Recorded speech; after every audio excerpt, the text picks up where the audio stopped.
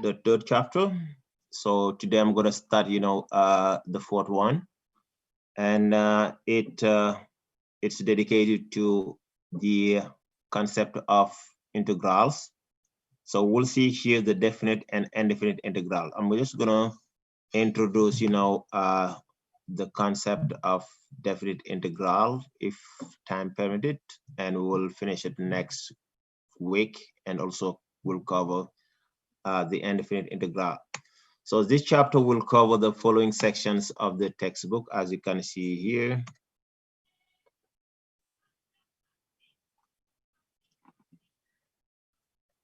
Okay, so we'll see the appendix A about one notation called the sigma notations, because it's very useful for what we're going to do later in this chapter.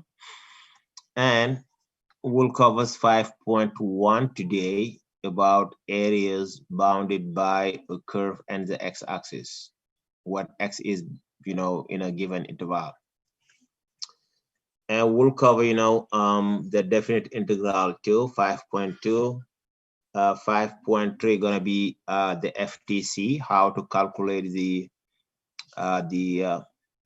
definite integral by using the fundamental term of calculus. That's what I mean by the FTC. And we'll cover also indefinite integral, is going to be our second last section in this chapter.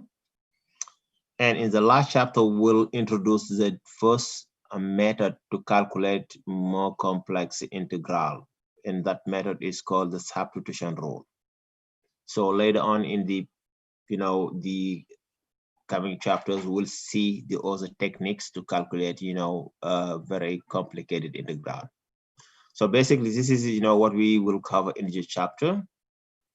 And today I'm going to start with the appendix A and the section 5.1. So next week we'll do 5.2 and 5.3 and maybe 0.4. Okay.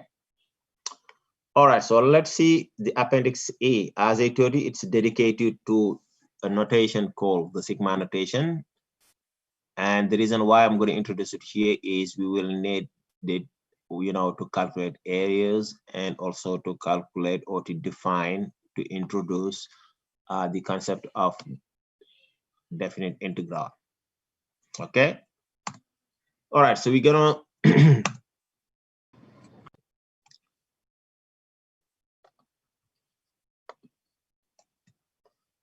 all right, so we suppose here we have n plus 1 real numbers, a0, a1 up to an. Okay, so you have n plus 1 real numbers. And we just want to find here a notation to write the summation of all these numbers, a0 plus a1 plus a2 up to an. And the notation that we can use is what we call a sigma notation. We use the Greek letter called sigma, the capital sigma here, of ai when I goes from 0 to n. So I is only taking, positive integers from 0 to n. Okay, so I cannot be a decimal number, cannot be a negative number. It's always a positive integer from 0 to n in this case. So, and our a depends on I. So when a is changing, you see the value of I. When I is changing, the value of a is also, changing. For example, when I equal to 0, you will get the first value of the summation. And as I told you, this sigma means sum. That's why we have plus, plus, plus, plus. It's going to be a0 plus a1. A1 is when I equal to 1. Next value going to be a3, a4, a5, up to an. So it means here, this notation, okay, means you add all these numbers. Then the meaning of this notation. Okay, I'm going to give you 2 examples. The first example here is the sum of I squared when I goes from 0 to n. So the meaning of this notation is just given here, on the right of the equal sign. When I equal to 0, I didn't write the first term because it's just 0 plus something. So that's why we don't need to write it. I equal to 0 going to be 0 squared, plus I equal to 1 going to be 1 square, I equal to 2 square, I equal to 3. Next term here going to be 3 square, 4 square, up to n square. This is the meaning of this notation. And for the index I, the variable I, you guys can use any letter. I just use I here. It could be J, it could be K, it could be M. It doesn't matter how you name it. Okay. Second example, I change the name. I'm just call it here K. We have 2 to the power K when K goes from 1 to 30. So it means here when K equal to 1, you guys will get 2 to the power 1. K equal to 2 to the power 2. K equal to 3 gonna be 3 to the power 2. 2 to the power 3, and so on up to K equal to 30. You will get 2 to the power 30. So it means here this notation is, is used to write this summation here. Instead of writing now the list, you guys have just to use this notation, for example. And just want to give you one, you guys can tell me how to write it. Let's say you guys want to write here 2 plus 4 plus 6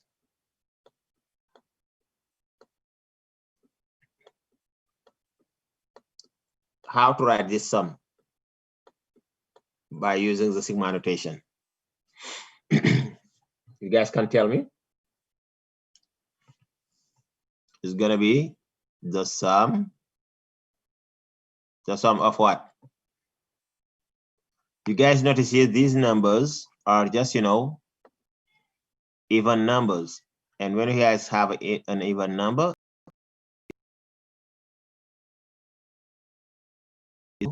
times I, for example, and I is going from 1 to 5, 5. to 5, exactly. When I equal to 1, you will get 2. I equal to 2, you will get 4. I equal to 3, you will get 6. I equal to 8. I equal to 4, you get 8. And I equal to 5, you will get 10. Is it okay? So this is just the notation of this summation, not the value. So to do the value, to get the value, you have to do the calculation. Is it okay for the sigma notation? Yes, it's okay. All right, let's move on.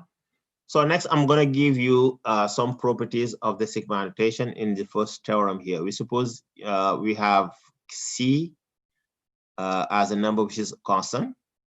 Okay, it's a constant with respect to I because it doesn't depend on I. And we suppose you have two positive integers, M and N, and M is less than N.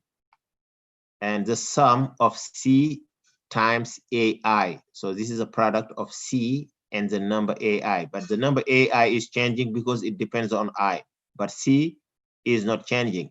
That's why we can take it out of the sigma notation. So anytime you guys have a constant inside the sigma notation, you can take it out of the sigma notation. That's the meaning of this. So this exactly, for example, when you guys have the sum of 2I, when I goes from 1 to 5, like the example that we did before.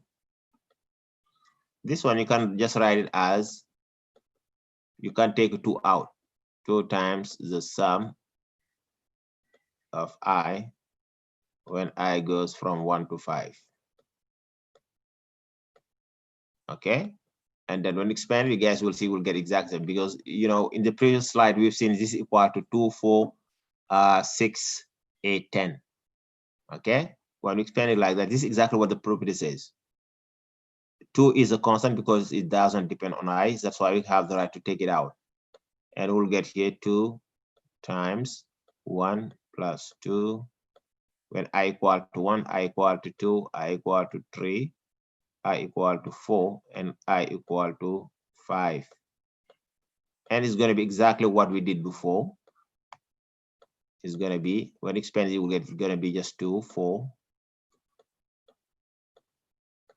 6, 8, and 10.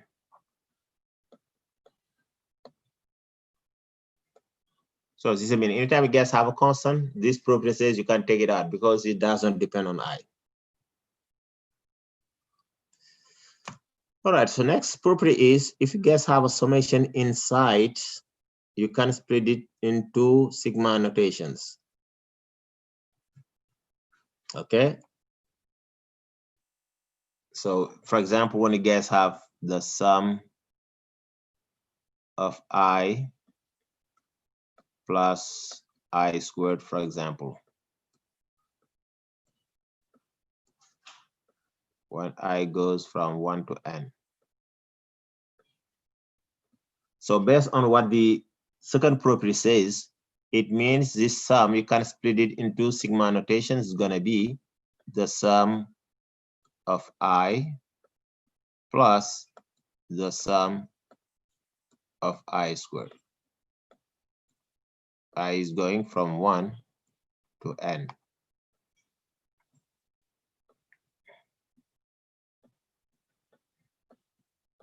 And this is the meaning of this notation.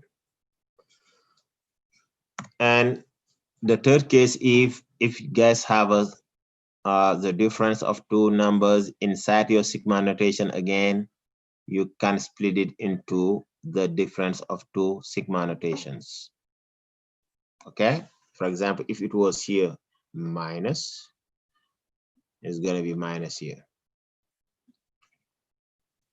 So you guys can use this even if you have more than two terms inside. If it was AI plus BI plus CI, you're going to split it into three sigma notations. Okay. But be careful now, if inside your sigma notation you have the product, you don't have any formula for that. If it was AI times BI, don't say it's just the sum of the product. No. So you only have these three properties. Any question?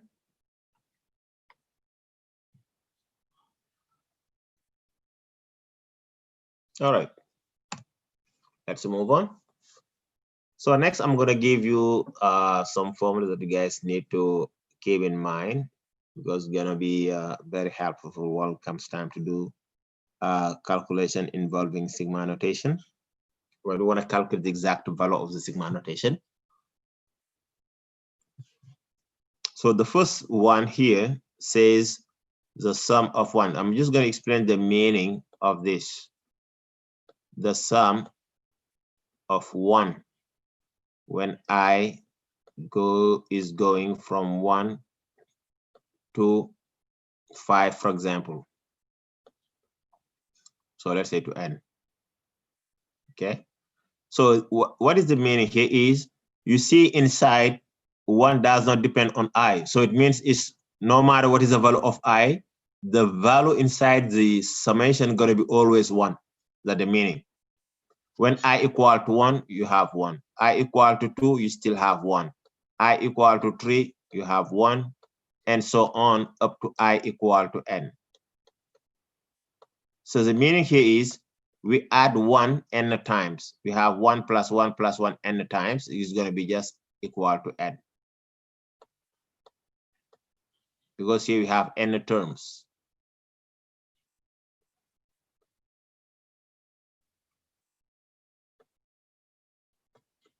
For example, if you have 5 terms, you add 1 plus 1 plus 1 plus 1, 5.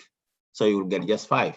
If n equal to 5, for example, this writing means if you have the sum of 1 when I goes from 1 to 5, okay? The meaning of this is when I equal to 1, you have 1. I equal to 2, you still have 1. I equal to 3, you have 1. I equal to 4, you have 1, because this does not depend on I, is a constant. And I equal to 3, 5, you have 1. And you guys can see you have 1 5 times, that's why it's going to be 5. And that's exactly what the first term result says. Any question?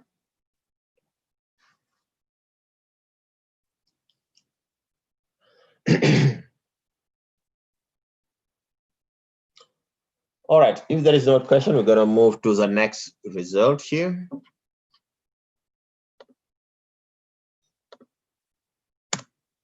Now we have the sum of C's when C is a constant. So it means no matter what is the value of I, inside your summation, you have always C. So you have C plus C plus C plus C plus C until N.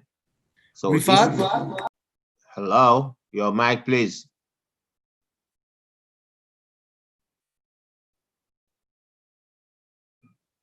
If you have the sum of C when I is going from 1 to N, the meaning is when I equal to 1, you have C.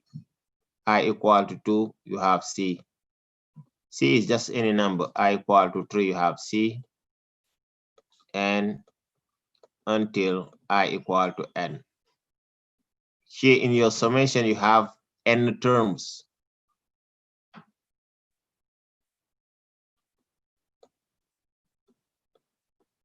Because the summation starts at 1 and ends at N. So if you add C plus C plus C, for sure it's going to be N times C. So example, when you guys have the sum of let's say 2, when I is going from 1, let's say to 5. The meaning of this notation is you have 2, I equal to 1, I equal to 2, you have 2, I equal to 3, you still have 2, I equal to 4, you have 2, and I equal to 5, stop at 5, I equal to 5, you have 2, because the summation here ends at 5. And adding all these values, you guys will get 2, 4, plus 2 going to be 6, plus 2 going to be 8, plus 2 going to be 10. And based on what the formula says, it's just equal to 2 times 5.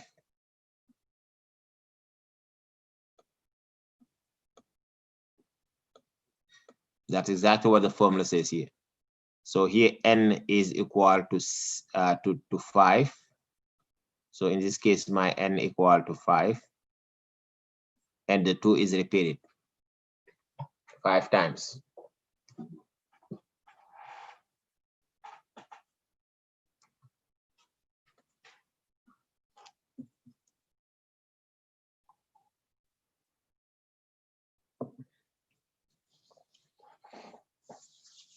Any question?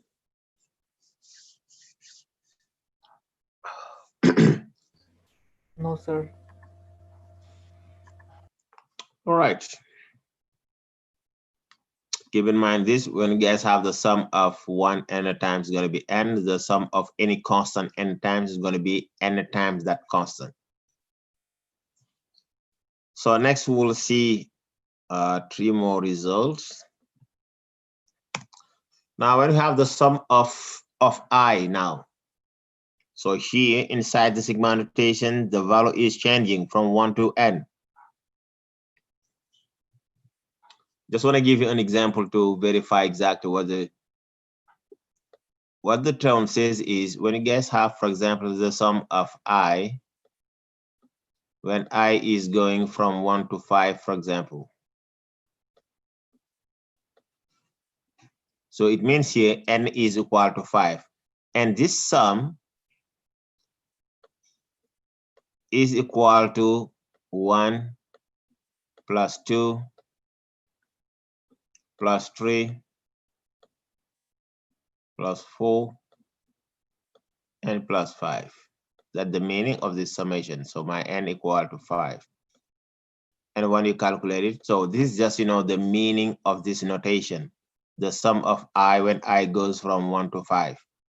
So I is changing, taking all positive integers from 1 to 5. And when you calculate it now, it's going to be here 9, 10, 15. But based on this formula, you can calculate it without using this expansion based on the formula. So you guys have n times n plus 1 by 2. But in our case, n is equal to 5 because it's, you know, the n, summation ends at 5 in our case. See, if n equal to 5, you guys will get here 5 times 6 by 2. And you see, you get exactly the same solution because this numerator is going to be 30. So by 2, you'll get 15. And that's exactly what the term says. Okay, so it means anytime you guys have the sum here, 1 plus 2 plus 3 up to n. I'm just going to give you one more, a little bit more complicated, but in this case, you will not be able to expand it. You need your calculator, but going to take time if you don't know the formula. So if you guys calculate, for example, want to calculate, let's say,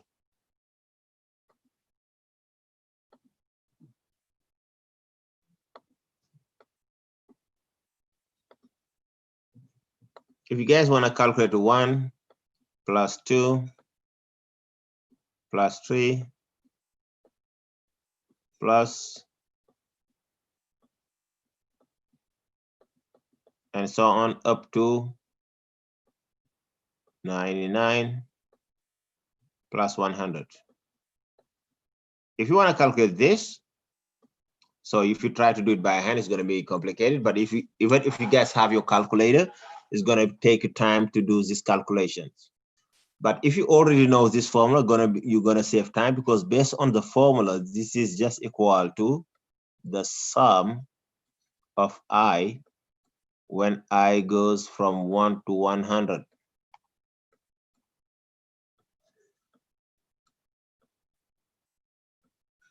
And based on our formula, this is equal to 100 because n equal to 100 times 101 over 2. Because here my n equal to 100, so the bracket gonna be 100 plus 1. So we'll get 101.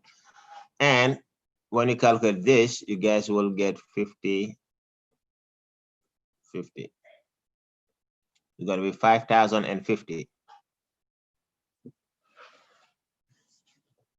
Okay. So you see here, knowing this formula, you're gonna save time. It's gonna be really fast to get the solution.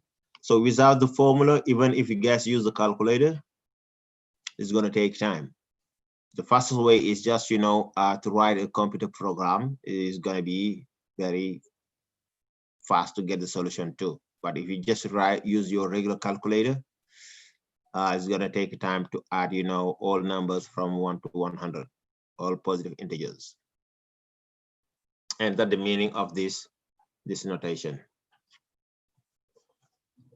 Any question?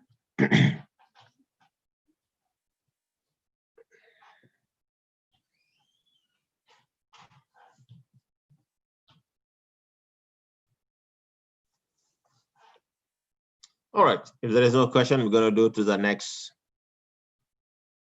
the second last formula.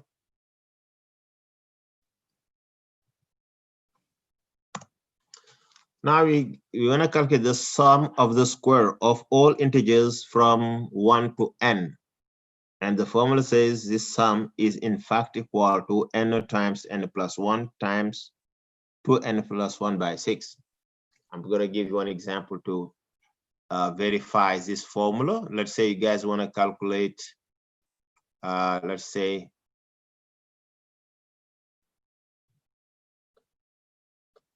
the sum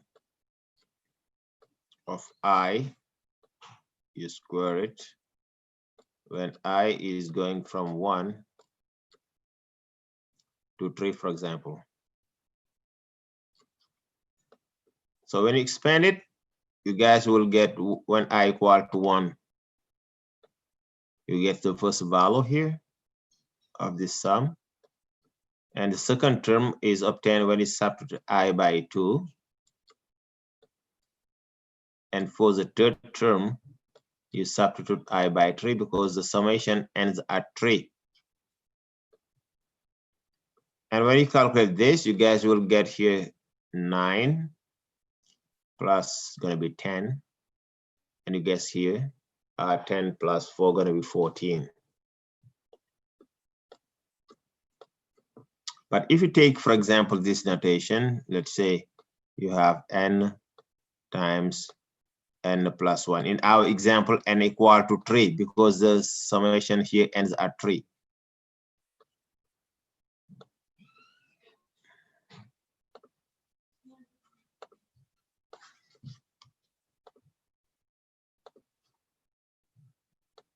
So you have 2n.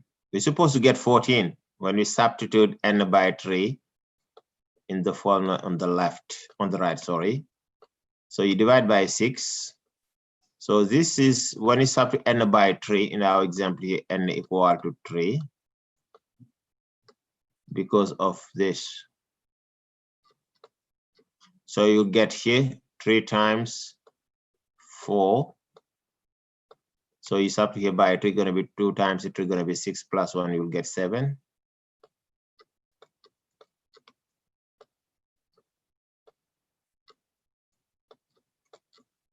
So when you guys calculate this 4 times, you can simplify here by 3. It's going to be numerator going to be 28 by 2. It's going to be 14. Exactly what we got here.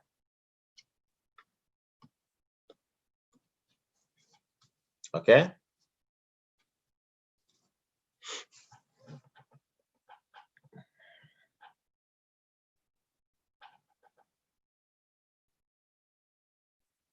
So you guys can see here, as you can see from our example, so this formula here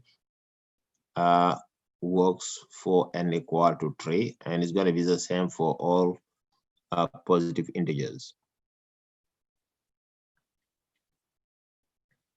Any question? No. All right, so now let's see the last formula.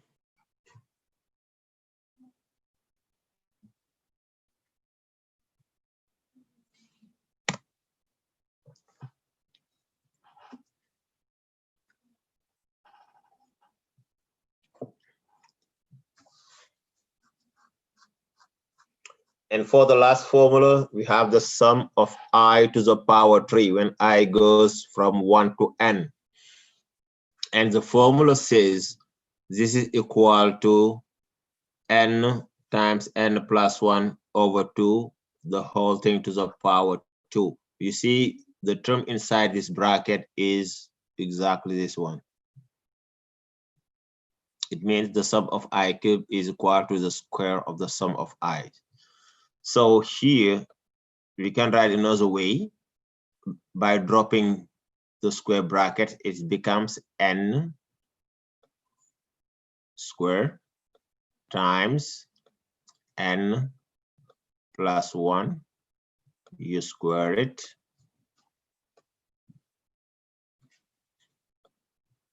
over 2, you square it, gonna be 4. It's another way to write the same thing. When you drop, the square brackets, it becomes just, exactly n squared times n plus 1, you square it, and the denominator going to be 2 squared. That's why we got 4 here.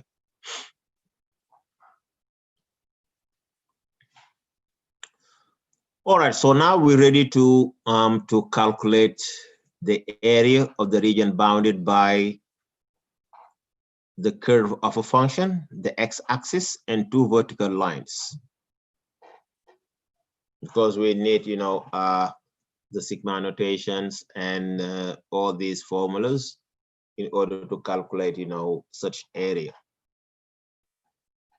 Is there any question before I move to the next slide?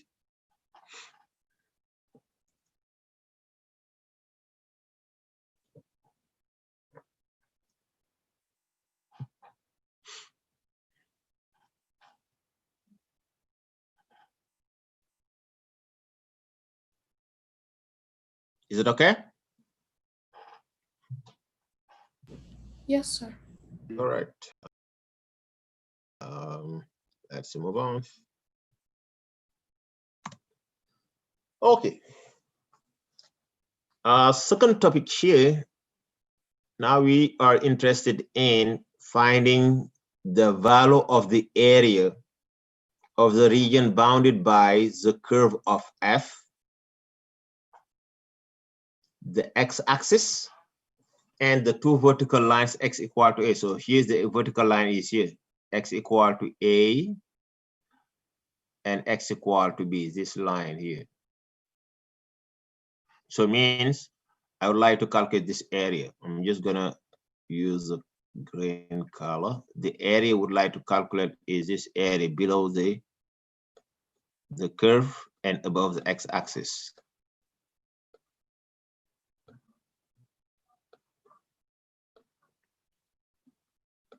And to calculate this area, I'm going to start by approximating its value. And when I get the approximation, so we'll see how to get the exact value of this area, because it's not easy to see exactly how to calculate it, because you don't have all tools to calculate this.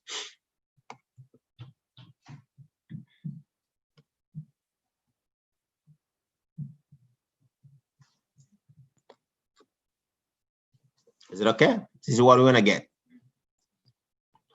Now let's see how to do it. Just keep in mind, since we have a curve here, we don't have a regular area like a rectangle or triangle or some or square. Because of the curve, the area is a little bit complicated. That's why we're gonna try to approximate it by subdividing this area into small areas. When we calculate all the small areas, we're gonna add them in order to get an approximation of the area. Now let's see how to split it into small areas. So we're gonna start by subdividing the interval AB into n subintervals. It's gonna be our first steps. You have here n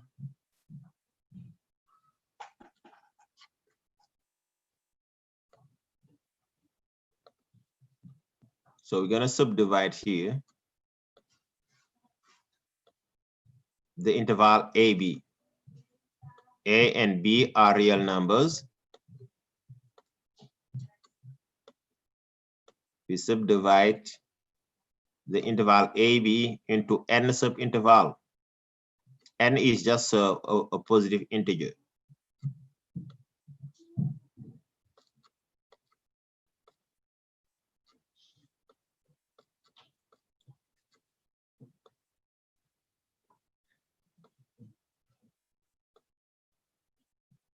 So we suppose here the subintervals have the same width. I'm gonna call the width delta x.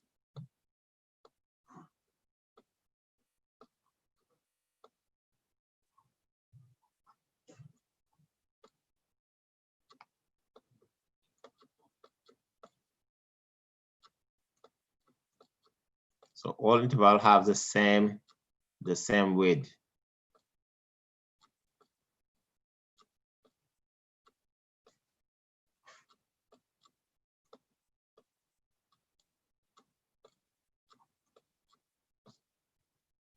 Okay, and the width is equal to delta x. Now, since the subintervals, have the same width, we need to calculate the width of the initial interval AB, and we divide it by n.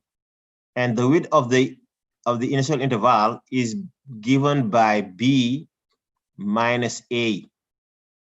So this is the width of this interval. But when you divide it by n, you will get the width of each subinterval. And so we'll get subdivided here, for example, let's say subdivide it with the same width.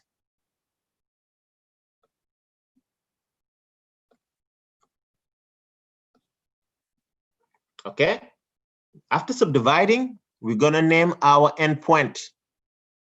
So the first endpoint, I'm gonna call it x0, and it coincides with x0, with a. Gonna be my x0 here, the first endpoint. Since I have n subintervals, the n the last endpoint B, I'm gonna call it xn. And the second endpoint here, right after x0, I'm gonna name it x1. The third one, I'm gonna name it x2. The fourth one, I'm gonna call it x3, and so on, up to xn, since I have, n subintervals. And my next step gonna be finding the value of each endpoint. So the value of the first endpoint is already known, the x0 is known, and same for the last endpoint. So now we have to find the intermediate, endpoint. I'm going to start with x0, x1. So from the picture, you guys can see exactly what is the value of x1. X1 is equal to, what is it? X1 is equal to this distance is A plus the width of the first subinterval. So it means x1 is equal to A plus delta x, right? So from the graph, you guys can see it. If you take A, it's from 0 up to A here. So you add the width of the first subinterval. So you get exactly the value of x1. And to get the value of x2, is going to be just the value of x1, and you add the width, because this is the delta x, the width here. I'm gonna just represent below. This is my delta x for the first subinterval. For the second one is also equal to delta x. For all of them, the width is equal to delta x, as I mentioned before.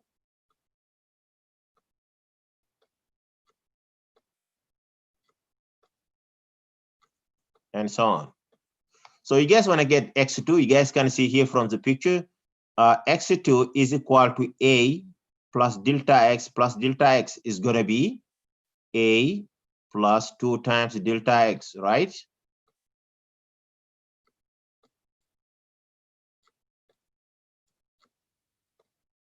And now you guys can tell me what's going to be x3.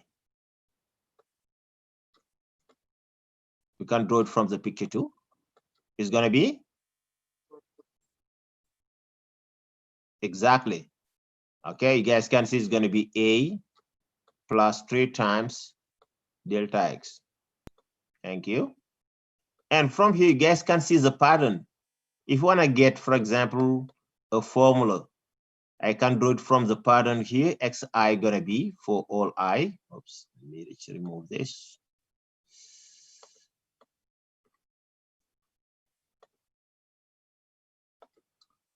All right, so Xi going to be,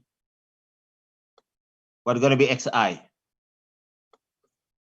You guys can see the pattern. X1 is A plus 1 time delta x, x2 A plus 2 times delta x, x3 A plus 3 times delta x. So the pattern here is Xi going to be A plus I times delta x. Exactly, thank you. It's going to be A plus I times delta x. When I goes from 1 or from 0, it's for I, for all I going from 0 to n. You guys can see here when I equal to 0, when you substitute here I by 0, you will get x0, which is equal to A, and that's what I said at the beginning here. Your A coincides with x0. And when I equal to 1, you will get this form that we already have at the beginning here. I equal to 2, you will get the second formula, up to I equal to n.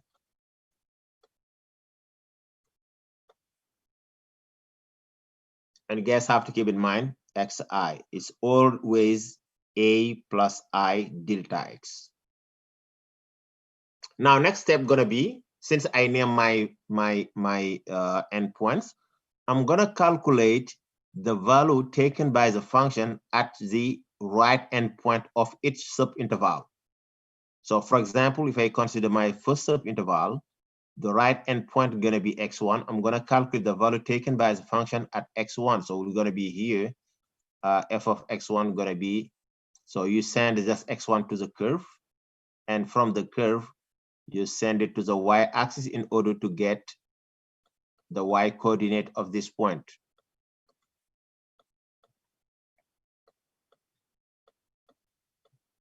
I'm gonna write it here. The value of f at x1 is this value right here. And from this point, I'm gonna create a rectangle. I'm gonna create this rectangle here. And it's gonna be my first rectangle. And I'm gonna call here AI or A1, the area of the first rectangle is my A1. And how to calculate A1 in this case? You guys can tell me. What is the area of this rectangle based on our picture? So what is the length of this rectangle? The length is equal to this value. This is the length of your rectangle. It's, yeah, it's gonna be F. All right, thank you.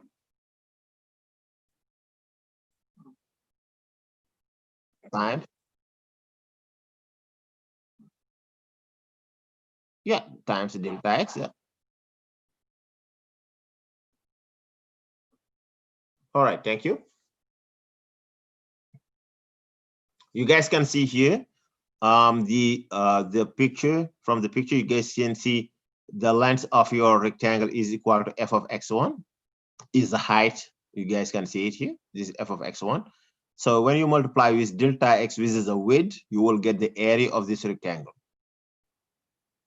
right? And what I did for the first subinterval will be repeated for all subintervals.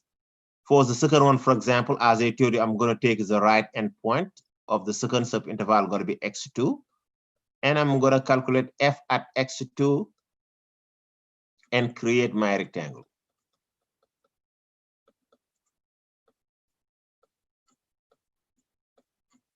And for the third one, I'm going to create my rectangle too. You guys can see here from the pictures, the area of the rectangle is not totally below the curve. That's why I said at the beginning, we'll find an approximation, because this is not the exact value of the area that I'm looking for. And for the last rectangle, we'll get the right endpoint is here. So we'll create our rectangle.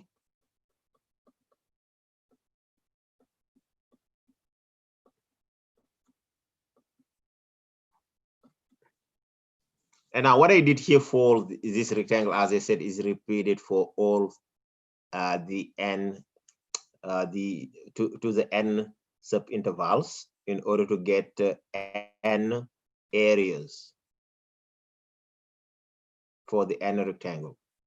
But if I add, the n areas, I'll get an approximation, because as you can see, this small area is not below. For example, for the last rectangle, as you can see, you guys see here, this small area is not below the curve. Same for the other rectangle. That's why we don't have the exact value. It's going to be just an overestimation in this case. Okay, I'm just going to get out here to summarize what I said here, and that's exactly, I just want to see it.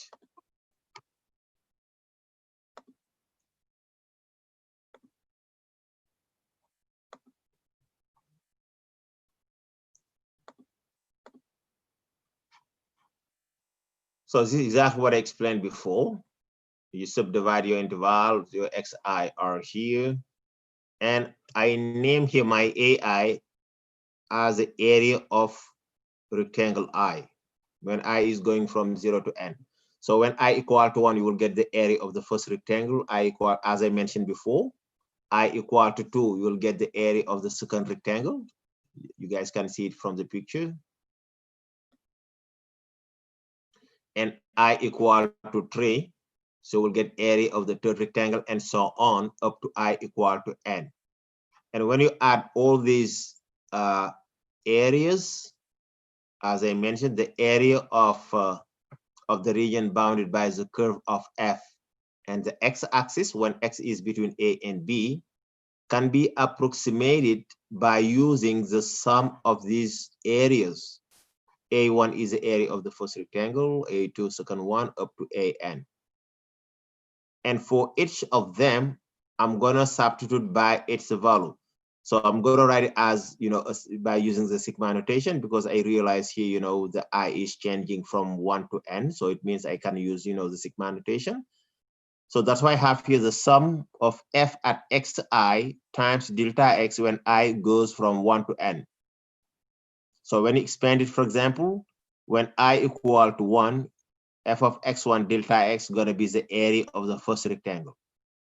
F of x2 times delta x gonna be the area of the second rectangle, and so on up to I equal to n. So that's why I said here it's approximately equal to the area that I'm looking for. Not exactly equal, because you guys can see it from the picture. These small areas are not below our curve.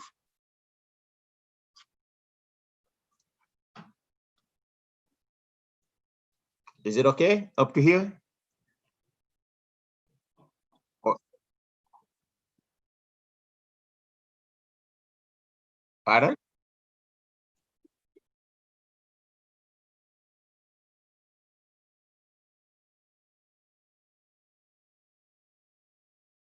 No, the interval is not one. So you can just, your mic, please. All right. So the interval cannot be one. So the length of the initial interval could be one, but you divide it by n to get the width of the small subintervals. So this depends on n. The delta x is not one, cannot be one, because we calculated by b minus a over n, as I mentioned before. I didn't write it here, but we have it in the slide here. You see, cannot be one because it always depend on n. Okay, for the small subinterval. But the numerator can be one. For example, if my interval was from 0 to 1, so b minus a gonna be 1 over n. Is it okay?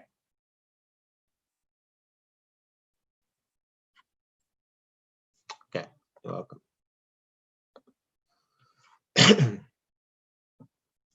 Now adding all these small areas, we'll get an approximation, because the value of n is not constant. We can take 100 subintervals or 10 subintervals or 5 subintervals. But when you increase the number of subintervals, you will get a better approximation. For example, it's going to be more accurate if you take 100 subinterval instead of taking 5 or 10 subintervals. Okay, the more you increase, you get a large number of subintervals, the more you increase the accuracy of your approximation. So that's why if I want to get the exact value, I have to consider a large number of subintervals. Okay, and calculating a large number of subinterval means I have to let n going to positive infinity. So that's why the exact value gonna be, in this case, calculating the limit when n goes to infinity. That's exactly what I mentioned here. Okay, so this is what I explained before, the subdivision that we use. And when you refine your subdivision by taking very small subintervals, you will get a better approximation, because by increasing the number of subintervals, at the same time you reduce the amount of error. That's why. So back to our previous slide here, you guys can see the error is equal to the sum of all the small areas above the curve. going to be the error. Now, if you increase the number of subdivision, you decrease the amount of error.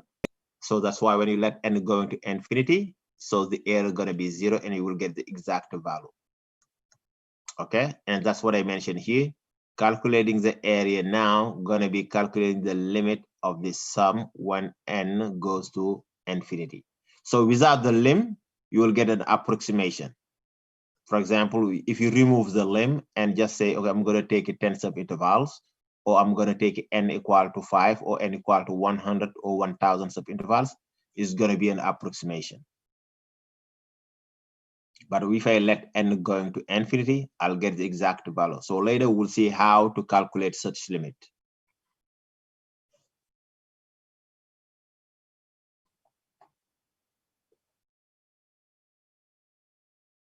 Any question?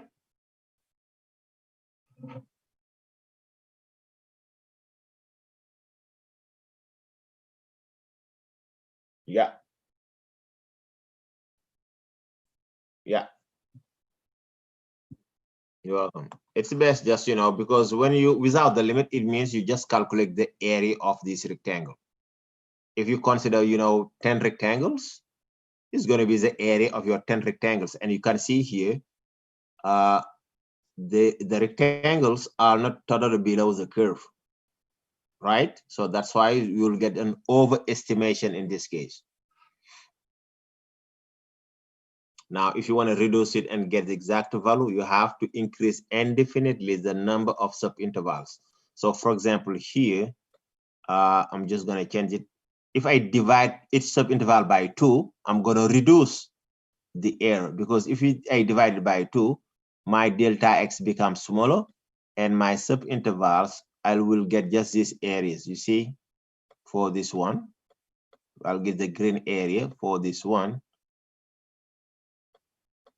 You see this small square, rectangle, now is not n, just by dividing by 2.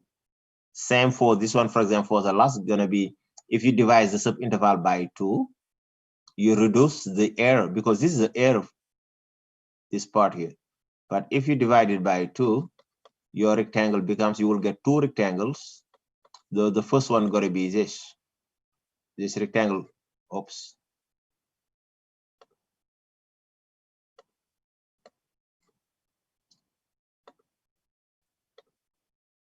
So the first rectangle gonna be exactly this part here. And as you can see, it's gonna be smaller, your first rectangle.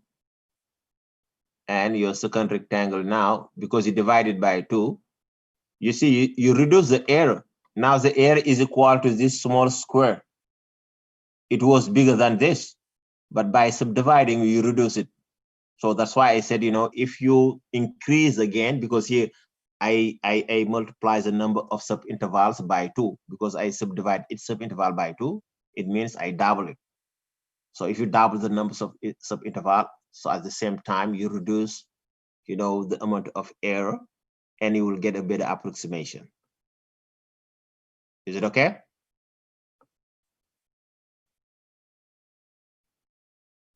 All right. Thank you. So next we'll see an example and see how to calculate this area. So before calculating this area, I'm gonna sketch the curve in order to visualize, the area or the region that we have in this case. All right, so I'm just gonna take the black color. All right, here I have my y-axis.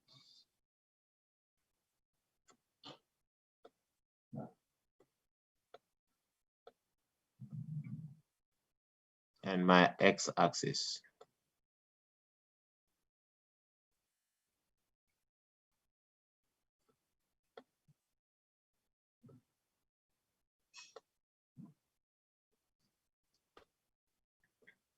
Okay, and so we have -1, for example. Here's this, we consider here, it's given by the question. We have the interval -1, 1. So it means my A equal to -1 and my B equal to 1. So we have 1 here. And when you guys calculate f of -1, you substitute here x by -1, you will get 0. Because it's going to be -1 to the power 3. It's going to be -1 plus 1, going to be 0. You get this point. At 0, f of 0 is equal to 1. So we'll get this point.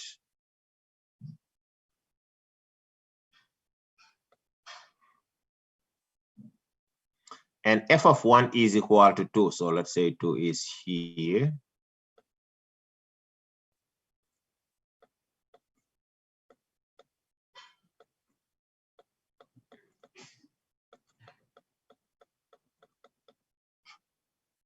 So f of 1 is equal to 2.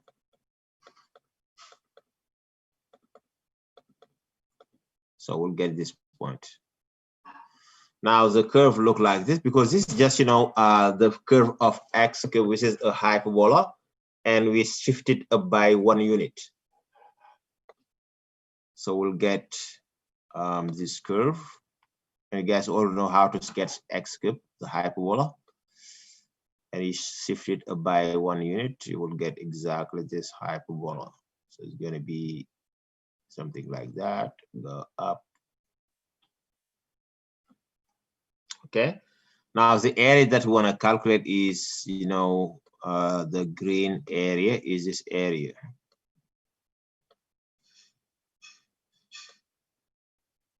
The region bounded by the curve of f, the x-axis when x is between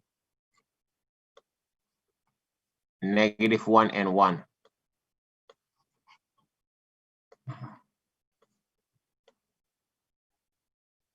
So in our case, A is, equal to -1 because we consider the interval -1, 1. So this is the interval -1, 1. So that's why my A is equal to -1 and B is equal to 1.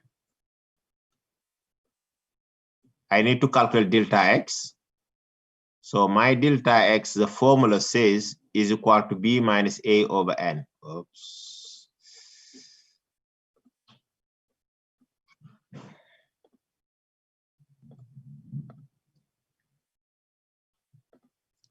It's going to be delta x in this case.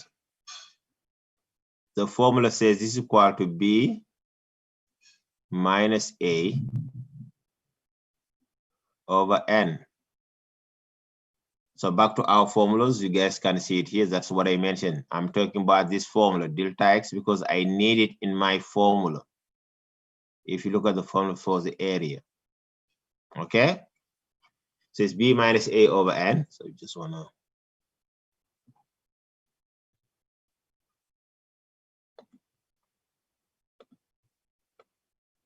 Okay, so that's exactly what I use. So here, and if I calculate it, it's going to be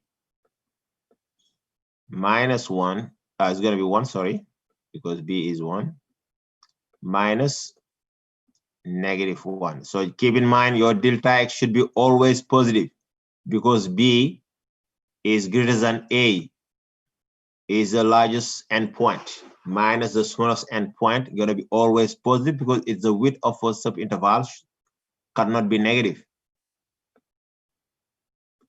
And you will get 2 by N. And now I need also my xi. Xi based on the formula is equal to A plus I delta x, right?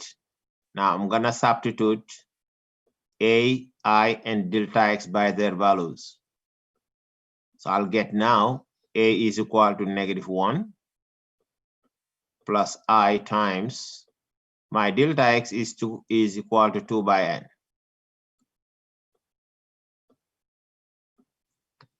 And so back to our formulas, you guys can see, I just use this formula, the red one. This is my xi. That's what I use.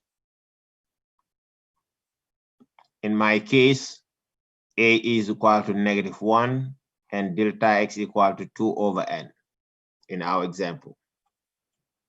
That's what I use here. Okay. So now in our formula too, we want to use this formula. So you guys can see we already found here what is xi. It's -1 plus 2i over n, and delta x is 2 over n. So we have to replace, xi and delta x by their values before calculating the limit. Okay, so let's see what's going to be our f at xi. So f at xi gonna be, because I need it in the formula. So you guys have here the function f. If you cannot calculate f at xi, you replace your x by xi. It's gonna be xi to the power 3, right? And plus 1. And before, I'm just gonna substitute xi by its value. I'll get here. And the value of xi is right here. You guys can see it. This is the value of xi. I have to replace xi by its value in the equation of f. So when I substitute x by its value, I'll get here -1 plus 2i over n. This is my xi to the power 3 plus 1. And this is what I have to put in my formula, because the delta x is already know it's right here, and the f of xi is also known. So knowing f of xi, you guys can see this is my f of xi. I have to replace by its value, and the delta x I replace it by its value, which is equal to 2 over n.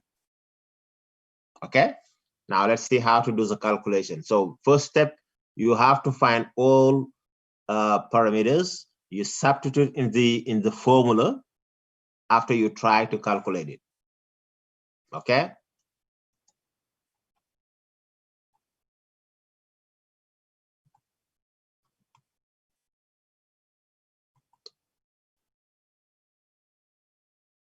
Oops, going back. All right, that's what we got here. Now we're ready to do the calculations. Are you okay with what I did here? Now I found, all parts of my formula. Now I have just to substitute in my formula. I got my delta x, because in the formula I have delta x. I got my delta x, and I got my f of xi. Now I have to substitute in my formula. Okay, so let's see now how to do it.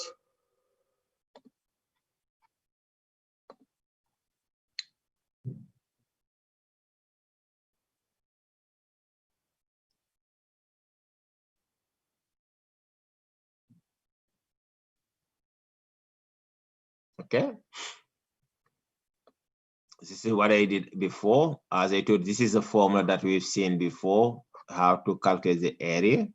As I told you, you need to find these values, xi first, and delta x. I got it, delta x, and I explained it to you how to get it, 2 over n. And I got also my xi by using the formula a plus I delta x. And I substitute here inside my f at xi. And when you calculate this f at xi, we did in this slide, gonna be just this bracket. All this bracket now is my f at xi, and that's exactly what I got here. My f at xi is -1 plus 2i over n, the whole thing to the power 3 plus 1. Okay, that's what I did here, times the delta x. So delta x is equal to 2 over n. You guys can see it from here. And now I have to calculate this sum. And when I get it, I'll be able to get the limit. my first step is to calculate this sum. And to do it, I need to expand the square brackets. And if I do it, I'll get here -1 to the power 3 going to be -1. I'll get here 6i over n minus 12i squared over n squared plus 8i cubed over n cubed plus 1. And you guys can see here the 1 cancel out. And when the 1 cancel out, I'm going to put this 2 over n inside the bracket. If you put it there, you will get 2 over n times 6i over n. And when you do, you will get 12i over n squared. So the square is missing here. I'm going to add it. It's supposed to be here square. Okay, because you multiply this n and this n here. And the two numerators going to give us, 12i. Next, we multiply the second term and 2 over n, 2 times 12i, so it's going to be 24i squared over. So this n squared, you guys multiply with n, that's why we got here n to the power 3. And for the last term, so you multiply 2 and the numerator 8, you will get 16i cubed, and the denominator now becomes n times n cubed. That's why we got here n to the power 4. And we've seen when you guys have a summation or a subtraction inside your sigma notation, you can split it into several sigma notations. If you remember, the formula or the properties of the sigma notation that we've seen. That's exactly what I apply here. So since inside my sigma notation, I have 3 terms, I'm going to split it into 3 sigma notations. And I'm going to take the constant out of the sigma notation. It was the first property. I told you anytime you guys have a term which is not in which is independent to I, you can take it out of the sigma notation. You guys can see here 12 over n squared does not depend on I. That's why I took it out. It becomes 12 over n squared. And inside my sigma notation, it remains only I. And from the second term, I'm going to take 24 by n cubed out. I just factored it out. And inside my sigma notation is going to be just I squared. And from the third term, when I took, 16 over n to the power 4 out, because it does not depend on I, I'll get this term. And now I know all these 3 sigma notation. If you guys remember, the sum of I we've seen is n times n plus 1 by 2. The sum of the squares is equal to n times n plus 1 times 2n plus 1 by 6. And the last one, the sum of I cubed, we've seen is n squared plus n plus 1 squared by 4. Is it okay up to here?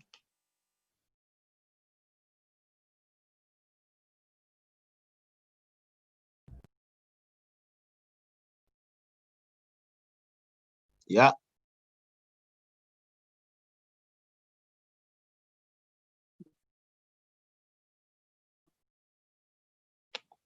I didn't get yours. Yeah. Oh, okay. All right.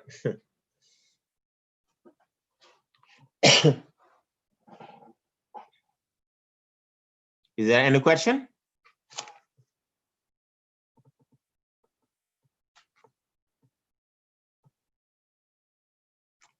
Okay, I cannot read the chat, or someone is coming.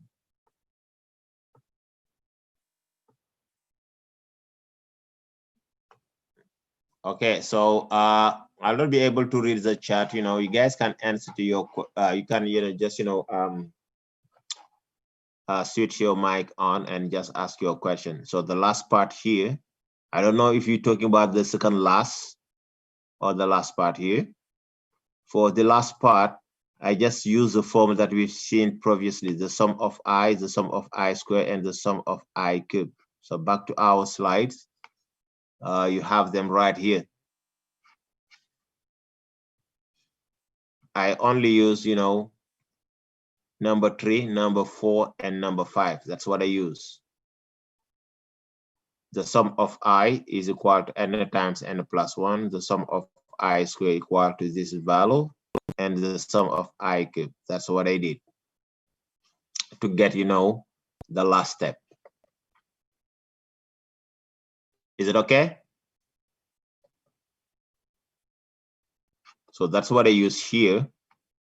The sum of I is equal to this value, is the formula that I showed you before. The sum I square is equal to this value, and the sum of I cube equal to this value. Now, if you're talking about, you know, the second last step, how to get it, we've seen, you know, when you have the sum, you can split it into several sigma notation. So I'm just going to show you again the formula, the property. I just use this B and C. Okay, so inside my sigma notation, I only have 2 terms. That's why I split it into 2 terms.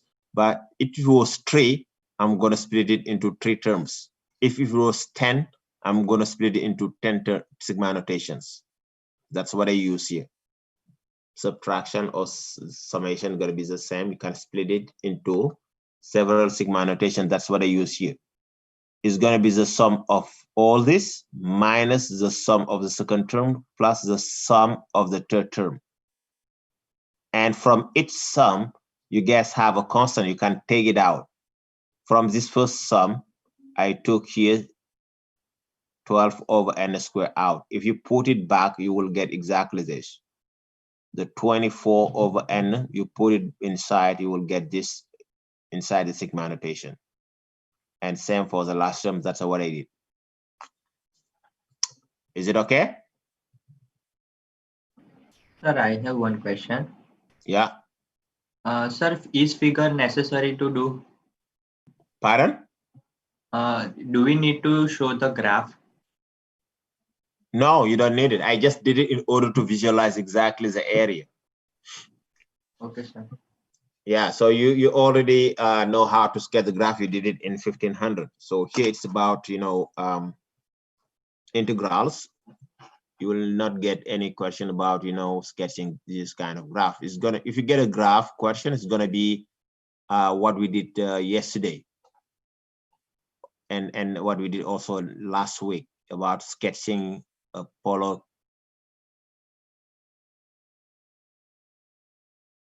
equation.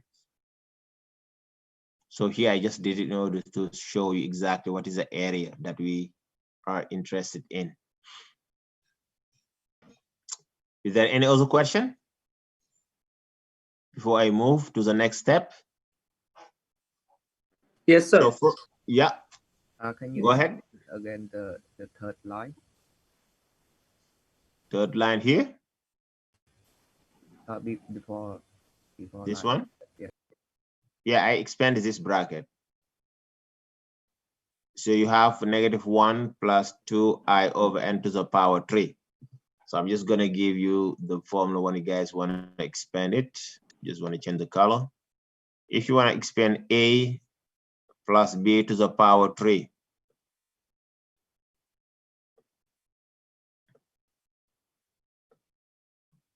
So to expand it is gonna be a cube plus 3 times a squared times b plus 3 times a b squared plus now b cube. That's what I use. In our example here, a equal to -1 and b is equal to 2i over n. When you expand it, it's going to be -1 to the power 3, going to be -1. And second term going to be 3 times the product of this, because this is going to be -1 square. It's going to be just 1 times the 2i over n, going to be 2i over n. You multiply by 3. The coefficient here is going to be 6i over n. So next step going to be just -1 times the square here. This square is going to be just 4i squared over n squared. You multiply by 3 times 4. That's why you got here negative 12i squared over n squared. And Okay, for sir. the last, is it okay? Yes, thank you. All right.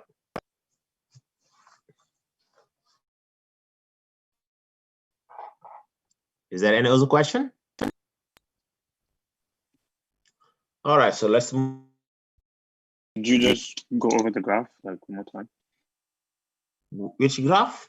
Like how you got the area to search for it, like where you visualized it for us? No, it's given by the question. It's a question asks us to find. I just wanna.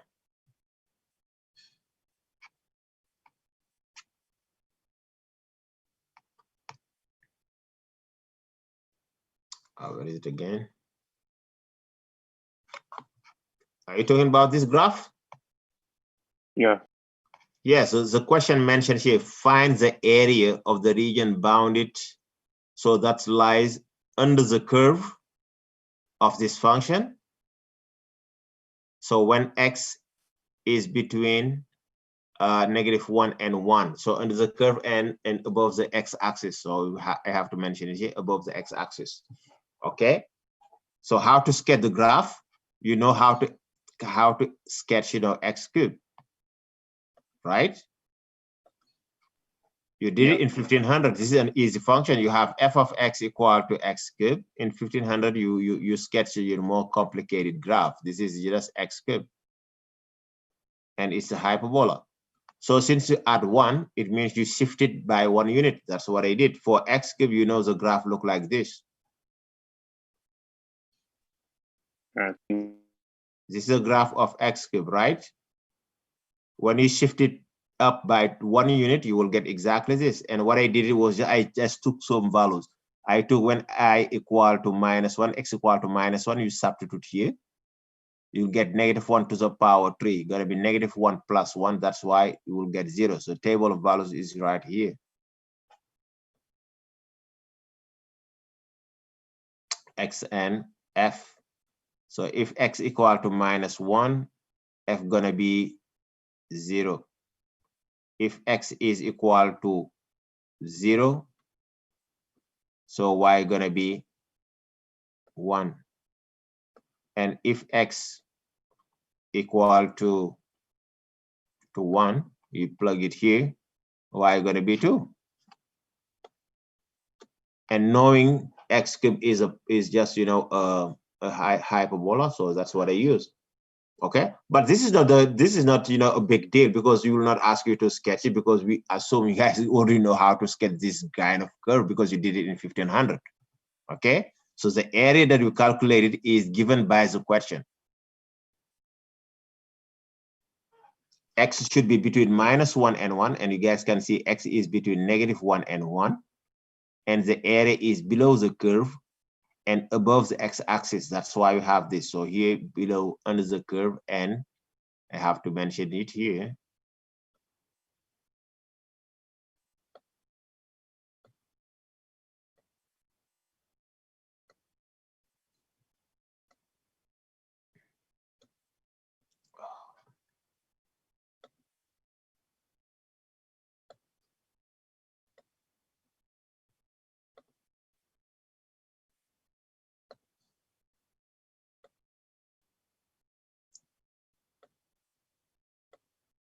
Above the x-axis.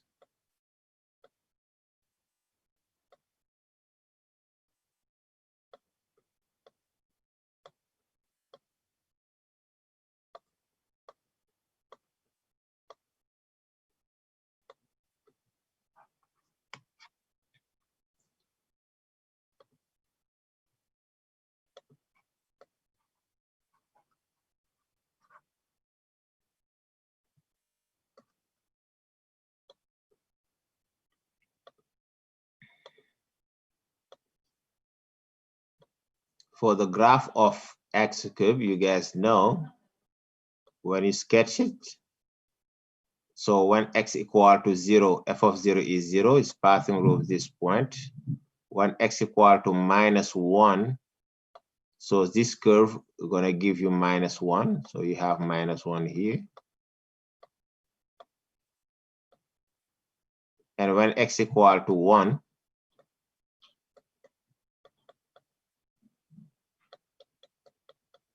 you will get 1 here. And when you sketch the graph, this is just, something that you guys have all seen in high school, not in 1500, sketching this x cube. The graph of x cube, it's something like that. And when you shift it up by 1 unit, you will get exactly why you shift it up, because you add +1. It means you shift it up by 1 unit. And you did it in 1500, you know how to get old function from new function from old functions. So knowing the graph, you can find the graph by, if you add a number c, so you're going to shift it by c units, you shift it up. If you subtract c, you're shifting down by c units. That's what I use here. So I didn't draw the graph correctly, but it looked like this. Is it okay? Yeah, it's Okay. All right, so let's see now our, oops. So get out here and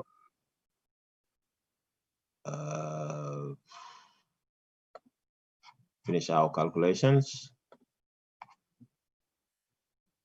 All right, so up to here, we want to calculate now this limit when n is going to infinity. So you guys will not be able to solve it because the numerator is going to be infinity here. The denominator is going to be infinity. And be careful, you cannot use L'Hopital's rule because you cannot calculate derivative for integers. Derivative, as you know, means a small variation. And for the integers, there is no small variation. If it was x, yes, belonging to R. But here we have just, integers. N is taking integers values. That's why don't calculate derivatives, the L'Hopital rules. So you have to use the technique that you guys have already seen in 1500. Okay? So we're going to start by simplifying. First, you guys can see here. I'm going to simplify. I'm just going to take red color. So you guys see you have 12 over 2. They cancel out here. The numerator now becomes a 6. And you have 1n. You simplify it with 1n here. So numerator now becomes 6 times this bracket. And the denominator is going to be only n. Is it okay?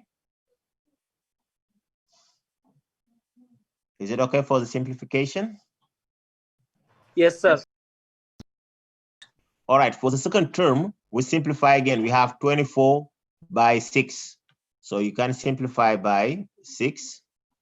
And now the numerator is going to be 4. And for the denominator, you can simplify by n. So this n now is gone. And here now is going to be n squared because 1n is gone. Right? Numerator now going to be 4 times these two brackets. And denominator going to be only n squared. Any question? All right, for the next term, the last one, we have 16 over 4. We simplify by 4. Now numerator becomes only 4 times these two brackets. And denominator is going to be n squared. We can simplify by n squared because here we have n to the power of 4. We will remove all this. And here it becomes n squared. Okay? And that's exactly what I did, in the next slide. So for the first term, you guys will get 6 over n times n, 6 times, n plus 1 over n. This one going to be 4 times these two brackets over n squared. So this one going to be 4 times this bracket is squared over n squared. Is it okay before I move to the next slide? All right. I'm going to erase it. So when we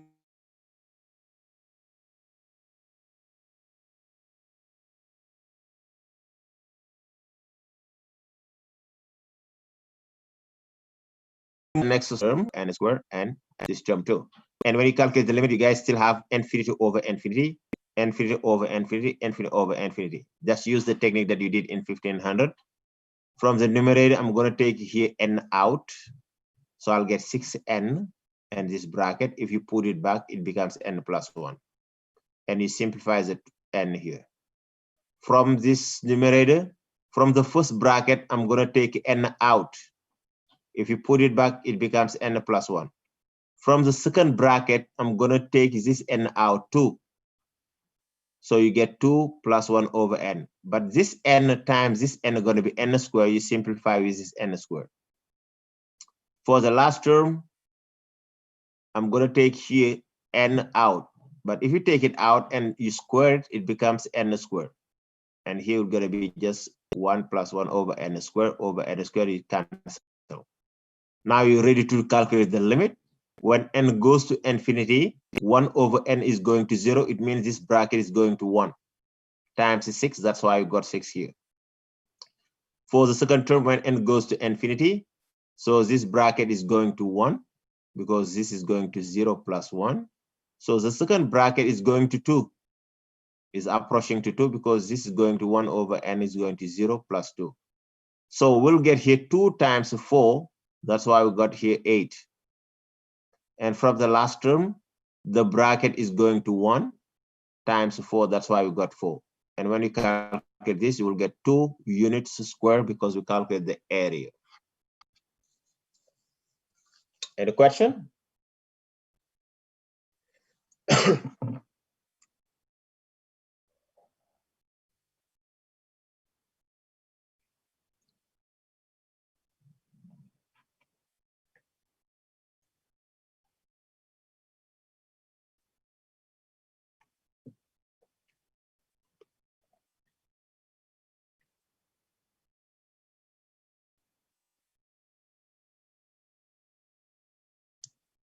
Is there any question?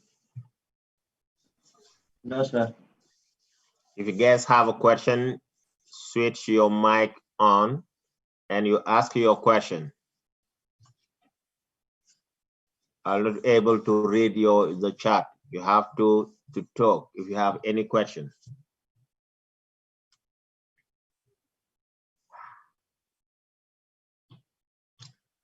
All right, if there is no question, that's all for today. I'm gonna take the attendance before letting you go.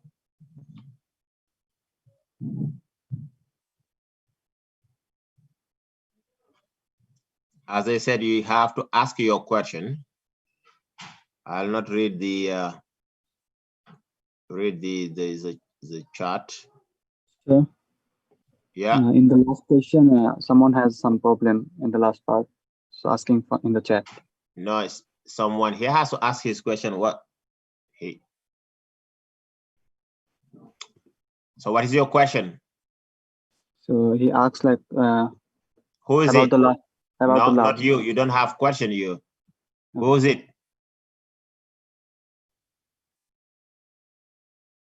Sir, his mic is not working. Oh, okay. What is the question? He said, can you go over the last part? I think maybe the Which part? Here? where we substitute, yeah, where we put the infinity. This part here? Yeah, I think so. So here I didn't do anything. I just took this n out. That's it. When you put it back, it becomes n. So you have to switch your mic on. Click on the mic icon. Okay, so what I did here is the numerator is just n plus 1. I just factored out, the n. It becomes n. You take it out, and you get 1 plus 1 over n. That's it. If you put it back, it becomes n plus n over n, which is equal to 1. That's what I did here. And same for this one too. From this bracket, I took one n out. From the second bracket, I took again another n out in order to get n squared. So is this n times this first n going to be n squared? You simplify with n squared. And from the last part here, I have n plus 1, you square it. So this you can write it as n times 1 plus 1 over n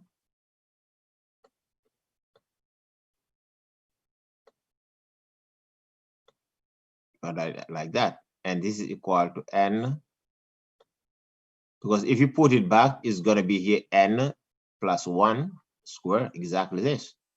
And when it's split it now, it's going to be just 1 plus 1 over n squared.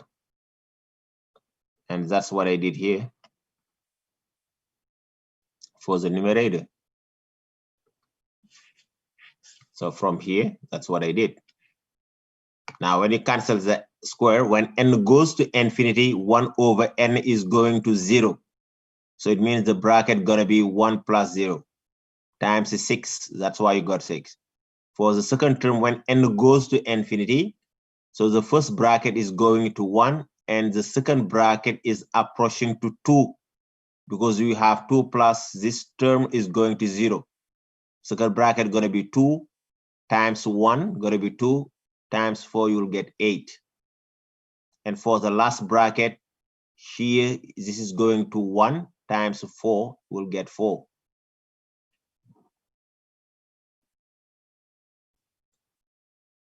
This was your question?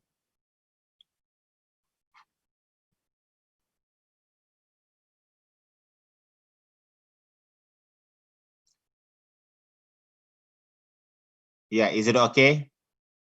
He was asking the last part.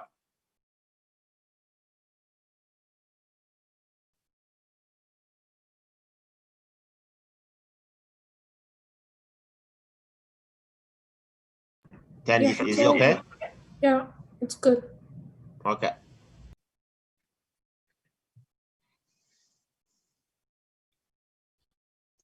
Any question? All right. We have just 4 more minutes. I'm going to take the attendance before letting you go. And again, for the, you guys will get your first test this Friday. Okay. Before the test, I'm going to email you the link, like maybe 5 minutes before. So you have to get ready, connected. I'm going to send you the Zoom link, and you have to connect to CrowdMark 2 in order to submit your test. It's going to last, 1 hour, and I'll give you like 10 minutes to submit it. Okay. And as I mentioned yesterday, the test will cover chapter 1, our chapter 1 and chapter 2. It's going to be all about, L'Hopital's rules and the derivatives of the inverse strict functions. Okay. Chapter 2 that we finished yesterday, and this chapter 4 will not be part of your test. Yeah. I don't know. It's gonna be just about the 2 chapters.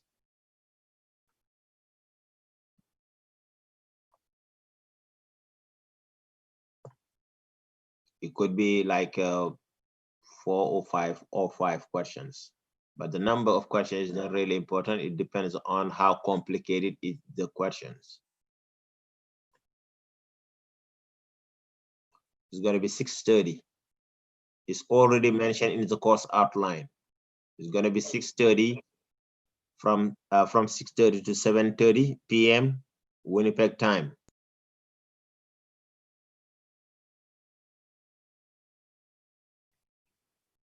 So it's on 2 October, right? Pardon? It's on 2 October, right? Yeah, October 2nd. Yeah, Friday. Yeah. Okay, sir. Thanks. Welcome. All right, so before letting you go, I'm gonna just, take the attendance.